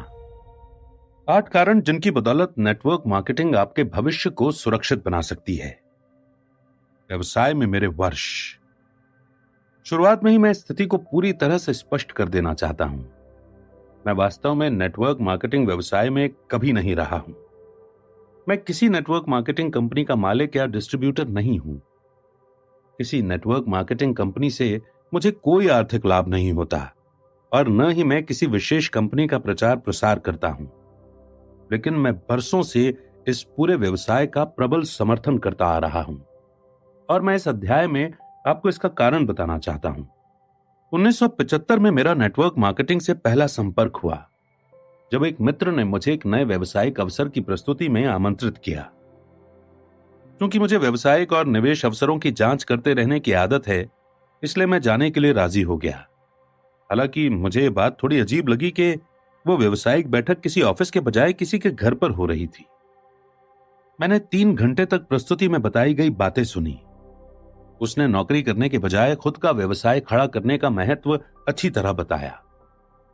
मैं उसकी बताई अधिकांश बातों से सहमत था। प्रस्तुति खत्म होने के बाद मेरे मित्र ने मुझसे पूछा कि इन बातों के बारे में मेरे क्या विचार हैं। मैंने जवाब दिया, ये रोचक है लेकिन मेरे काम का नहीं है। मैं पहले ही अपने व्यवसाय को खड़ा करने की प्रक्रिया में पूरी तरह से सक्रिय था, तो फिर दूसरे लोगों के साथ व्यवसाय खड़ा करने की क्या जरूरत थी। और इसके अलावा यह नेटवर्क मार्केटिंग का व्यवसाय था। मुझे दरअसल जरा भी पता नहीं है कि इसका क्या मतलब है, लेकिन मैंने सोचा कि मैं इसका मतलब जानता हूं और मुझे यकीन था कि इससे मुझे कोई फायदा नहीं होगा। मैंने अपने दो मित्रों के साथ मिलकर जो स्पोर्ट्स वॉलेट बिजनेस शुरू किया था, वो मेरी पहली नेटवर्क मार्केटिंग मीटिंग के बाद जल्दी कामयाब हो गया था। मेरी 2 साल की कड़ी मेहनत रंग लाने लगी। मेरे दोनों पार्टनर्स और मुझ पर सफलता, शोहरत और दौलत की बारिश होने लगी। हमने कसम खाई थी कि हम में से प्रत्येक 30 साल की उम्र तक मिलियनेयर बन जाएगा, और अपनी कड़ी मेहनत तथा त्याग की बदौलत हम अपने लक्ष्य तक पहुंच गए। ये 1970 के दशक की बात थी, जब $1 मिलियन सचमुच बड़ी रकम होती थी। हमारी कंपनी और प्रोडक्ट्स के बारे में सर्फर, रनर्स वर्ल्ड तथा जेंटलमैन्स क्वार्टरली जैसी पत्रिकाओं में लेख प्रकाशित हुए। हम खेलों के सामान की दुनिया में नई धमाकेदार चीजें लाए थे और उस प्रोडक्ट की मांग पूरी दुनिया में होने लगी। हम पूरी तरह सफल हो चुके थे। इसके बाद मैंने नेटवर्क मार्केटिंग के बारे में एक बार भी नहीं सोचा, कम से कम अगले दशक तक नहीं। मस्तिष्क का खुलना। बाद के वर्षों में मेरा दिमाग खुलने लगा। मेरा जो वॉलेट व्यवसाय अविश्वसनीय रूप से सफल हुआ था, वो चंद सालों बाद डूब गया। ये काफी विनम्र बनाने वाला अनुभव था और बहुत सकारात्मक भी, क्योंकि इसकी बदौलत मैंने अपने आसपास के संसार को ज्यादा गौर से देखा तथा सवाल पूछे। मेरे अमीर डैडी ने मुझे जो बातें सिखाई थीं, वे ज्यादा गहराई से मेरे दिल में उतरने लगी और मेरा दृष्टिकोण व्यापक होने लगा। मुझे दूसरा सफल व्यवसाय बनाने में ज्यादा समय नहीं लगा। फिर एक और, लेकिन उस पहले व्यवसाय के विपरीत इनमें से कोई भी नहीं डूबा, बल्कि लगातार सफल होते रहे। उन वर्षों के दौरान मेरे मन में खुद अमीर बनने का विचार बहुत प्रबल था, लेकिन इसके साथ ही मैं अमीर बनने में दूसरों की मदद करने के विचार से भी आकर्षित हुआ। मुझे एहसास हुआ कि हालांकि व्यक्तिगत सफलता से संतोष मिलता है, लेकिन जब आप सफल होने में दूसरों की मदद करते हैं तो कहीं ज्यादा संतोष मिलता है। अगले 15 वर्षों तक मैं नेटवर्क मार्केटिंग के बारे में नकारात्मक बातें सुनता रहा, ज्यादातर मामलों में अपनी जान पहचान के लोगों से। आखिरकार मैंने खुद इस व्यवसाय की पड़ताल करने का निर्णय लिया। 1990 के दशक की शुरुआत में बिल नामक एक मित्र से मेरी मुलाकात हुई, जो रिटायर्ड मल्टी मिलियनेयर था। हम बातचीत करने लगे और मुझे यह आश्चर्यजनक तथ्य पता चला कि वो नेटवर्क मार्केटिंग के व्यवसाय से जुड़ा हुआ था। बिल बहुत ही तीक्ष्ण बुद्धि और बेहद व्यवहारिक इंसान है। मैं जानता था कि उसने कुछ समय पहले ही $1 अरब से अधिक के कमर्शियल रियल एस्टेट प्रोजेक्ट्स पूरे किए थे। मैंने उससे पूछा कि आखिर वो नेटवर्क मार्केटिंग से क्यों जुड़ा, उसे इसकी क्या जरूरत थी। उसने बताया, बरसों से लोग मुझे रियल एस्टेट में निवेश करने की सलाह मांग रहे हैं। वे जानना चाहते हैं कि क्या वे मेरे साथ निवेश कर सकते हैं। देखिए, वे ऐसा नहीं कर सकते, क्योंकि उनमें से अधिकांश के पास 50,000 या $1,00,000 नहीं होते, जो मेरे स्तर के रियल एस्टेट निवेशों के लिए जरूरी होते हैं। वास्तव में उनमें से कई के पास तो बिल्कुल पैसा नहीं होता। कुछ तो दिवालियेपन के सिर्फ 2 तनख्वाह दूर होते हैं। इसीलिए वो उन सस्ते बिना डाउन पेमेंट वाले सौदों की तलाश करते हैं, जो अक्सर बहुत बुरे निवेश होते हैं। नेटवर्क मार्केटिंग के जरिए मैं वास्तव में उतना पैसा बनाने में लोगों की मदद कर सकता हूं, जिससे वे रियल एस्टेट में गंभीर निवेश कर सकते हैं। मैं जितने ज्यादा लोगों की मदद करता हूं, मेरे पास उतने ही ज्यादा निवेशक होते हैं। उसने आगे कहा, इसके अलावा मुझे दरअसल ऐसे लोगों के साथ काम करना बहुत अच्छा लगता है, जिनमें सीखने और विकास करने की भूख होती है। दूसरी ओर उन लोगों के साथ काम करना बड़ा बोझिल होता है, जो सोचते हैं कि वे पहले से सब कुछ जानते हैं, जैसा मेरे रियल एस्टेट सौदों में अक्सर होता रहता है। नेटवर्क मार्केटिंग में मैं जिन लोगों के साथ काम करता हूं, वे नए विचारों को लेकर वाकई रोमांचित होते हैं। बिल के साथ कुछ मिनट बातचीत करने के बाद मुझे हवाई अड्डे भागना पड़ा। बहरहाल अगले कुछ महीनों तक हमारा संवाद बराबर चलता रहा और इसके साथ ही नेटवर्क मार्केटिंग तथा इसके लाभों के प्रति मेरा सम्मान भी बढ़ता चला गया। 1994 में मैंने इस उद्योग पर गंभीर शोध करना शुरू किया। मुझे जिस भी प्रस्तुति की जानकारी मिलती थी, मैं उसमें चला जाता था और वहां कही जाने वाली हर बात को गौर से सुनता था।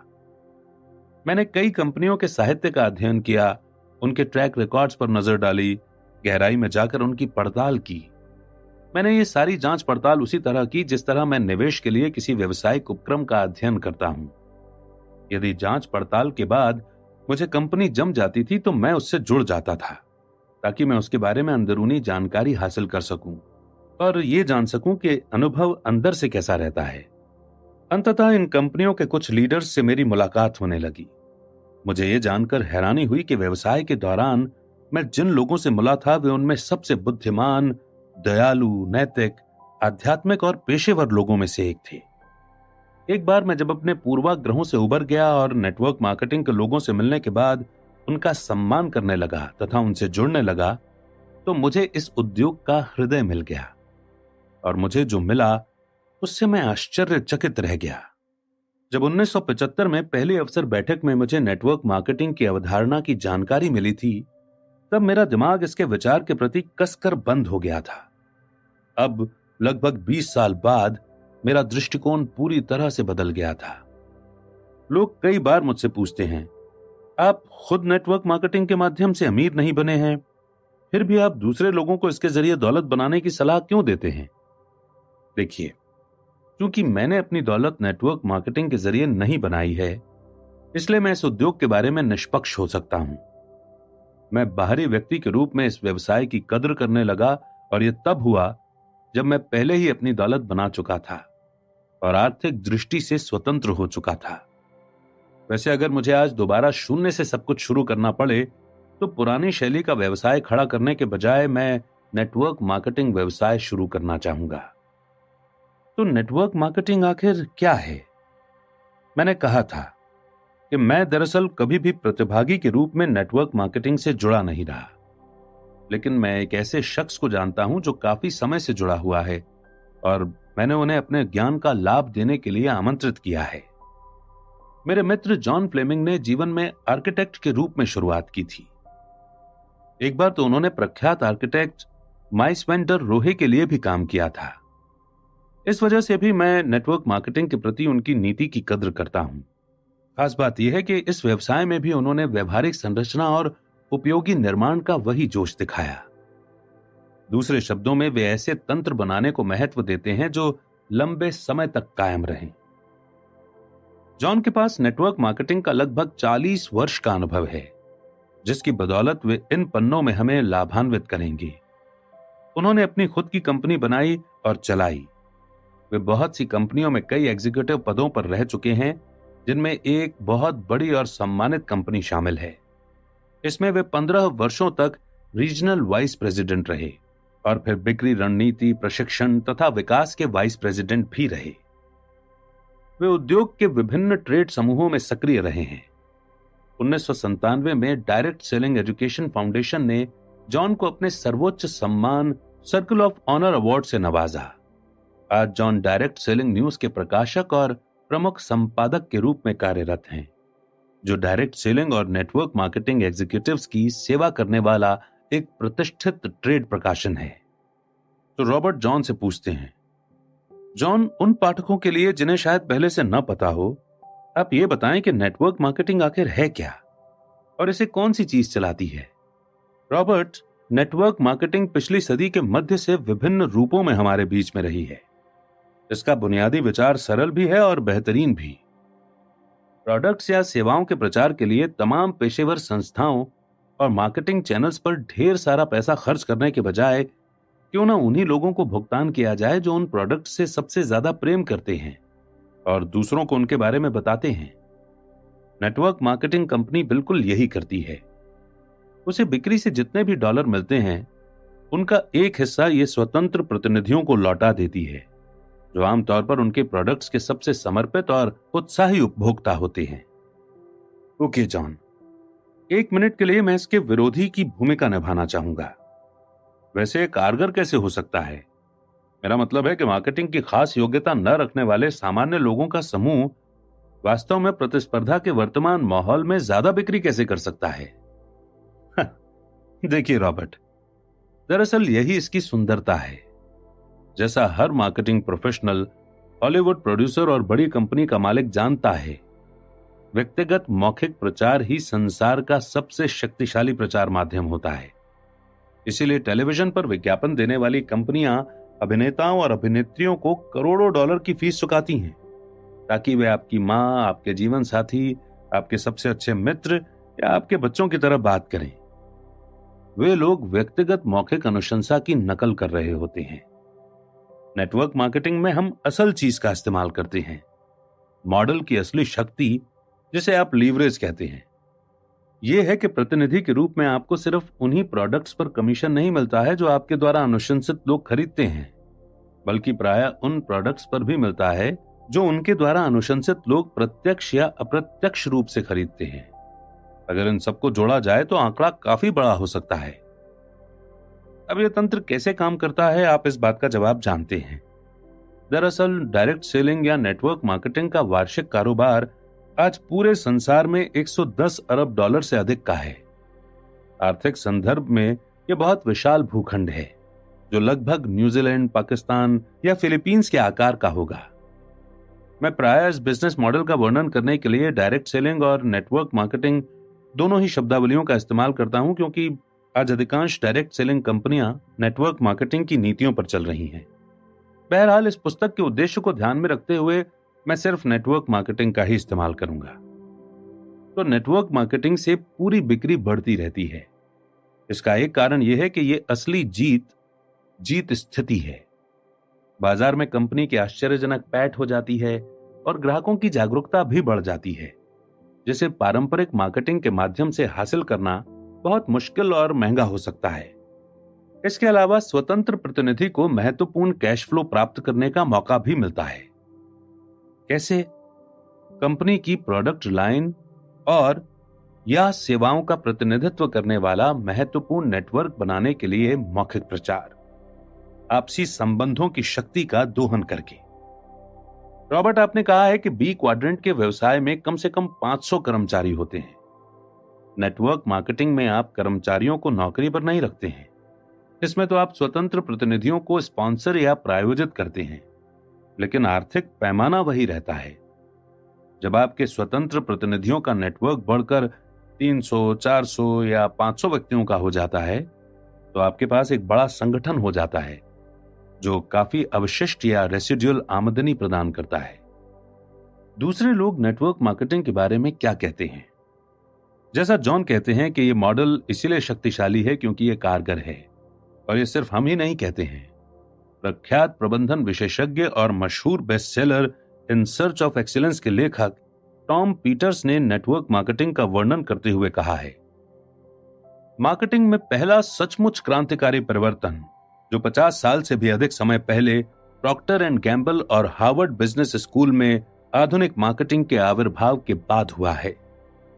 नेटवर्क मार्केटिंग की वर्तमान तथा भावी सफलता के बारे में Forbes, Fortune, Newsweek, time, US news and world report, US today, the New York times और द वॉल स्ट्रीट जर्नल जैसी पत्रिकाओं में बहुत से लेख प्रकाशित हुए हैं।